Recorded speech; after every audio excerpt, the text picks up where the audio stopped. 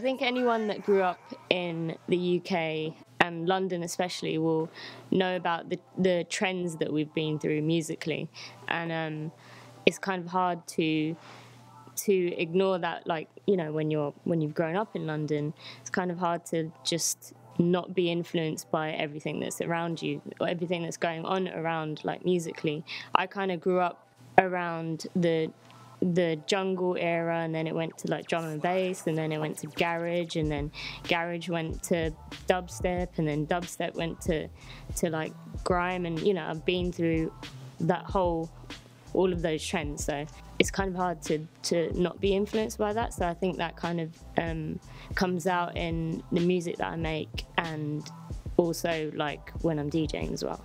Well, growing up, I was heavily influenced by DJ Jazzy Jeff. I had a mixtape.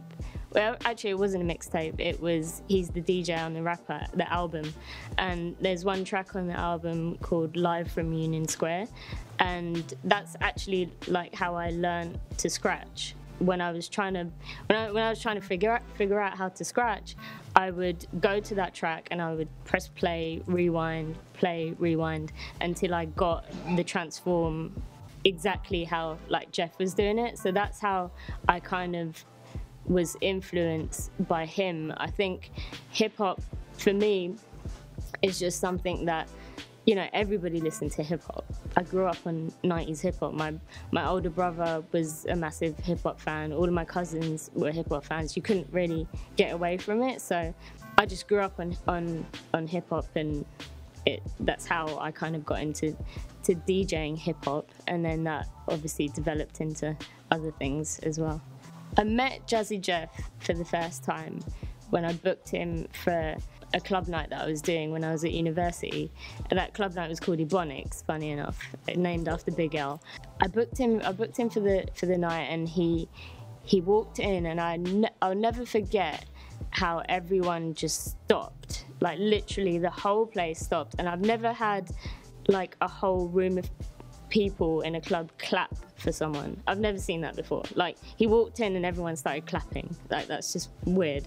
So he walks in and I was just like completely starstruck. I didn't know what to do, so I just stood there in the corner, didn't say anything to him. After that, you know, I booked him a few more times, and that's how we kind of developed a relationship. And you know, I still talk to him to this day, and this like 10 years later. So my top 3 underrated DJs would be number 1, DJ Shorty Blitz. Maybe he's not underrated in the UK, but I feel like worldwide, he definitely, people need to know a lot more about him. He's probably one of my influences growing up as a DJ as well. I remember DJing with him when I was like 17 years old at Ministry of Sound and watching him like in complete awe. I don't know anyone that can mix as fast as he can. Like, you blink and he's got the record mixed, and you know, he's like doing doubles and he's doing, you know, all this crazy stuff. He's known as a hip-hop DJ, but you should see him do everything else because he's just like amazing at everything. So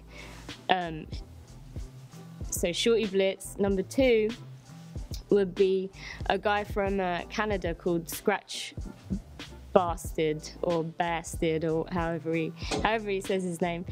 He comes from like the, you know, DMC, you know, Technics DMC Championship world, and I sometimes find that, like, you know, a lot of those guys they're so skilled, but you know, maybe not so good at the like party rocking side of things. But I've seen him like rock a party, and he's amazing. So I love watching him. And the last guy I'd say is 4 Color Zach. He's the epitome of what an open format DJ should be. Like, I've been listening to his mixtapes for like years, and he's like progressed and gone, you know, with the times and what, you know, with the trends of what's going on with music, and he's just managed to stay on top of things. And it's just, yeah, I just think he's amazing. Skillfully as well, he's amazing.